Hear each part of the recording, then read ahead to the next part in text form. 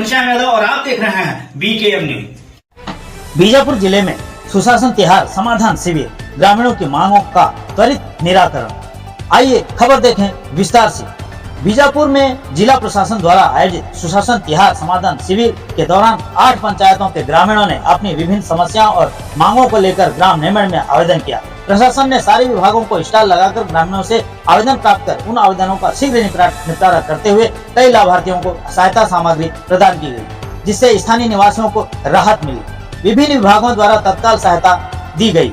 समाज कल्याण विभाग ने विभिन्न योजनाओं के तहत लाभार्थियों को सहायता उपकरण वितरित किए। धनोरा निवासी अनुरंजन को ट्राईसाइकिल प्रदान की गई। मिथिलेश लेखा मुसालुर को श्रवण यंत्र, संतोष पसपुल कोटेर को EMR किट, पांडुराम ताती पालनार को बैटरी चलित मोटराइज साइकिल और शांति तेलम कुमार को बैसाखी वितरण की गई।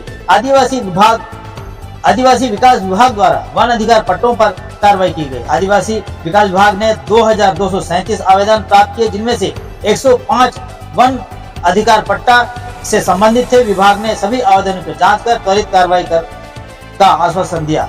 जिला कलेक्टर ने कहा कि सुशासन तिहार का उद्देश्य ग्रामीणों की समस्या का शीघ्र समाधान करना है। उन्होंने सभी विभागों को निर्देश दिए कि आवेदनों का पारदर्शी तरीके से निस्तारण किया जाए। इस शिविर में ग्रामीणों की मांग के त्वरित निपटारे का लाभ मिला, जिससे प्रशासन के जनहितैषी प्रयासों की सराहना हुई। आगामी दिनों में अन्य पंचायतों में भी ऐसे ही शिविर आयोजित किए जाएंगे। Bureau report Bijapur.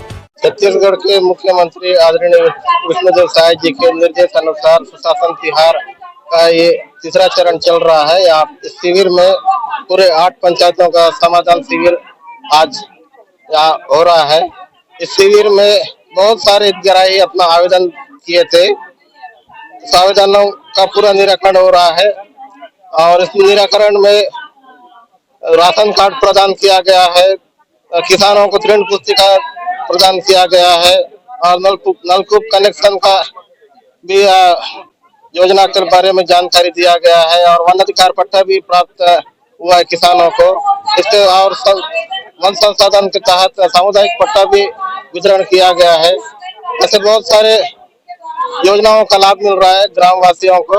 हमारे ग्राम पंचायत से भी बहुत सारे आवेदन आए थे, उसका भी निराकरण हुआ है और आदरणीय मुख्यमंत्री विष्णुदेव साय जी का सोच है कि गांव में बसे अंतिम व्यक्ति तक की योजनाओं का लाभ पहुंचे।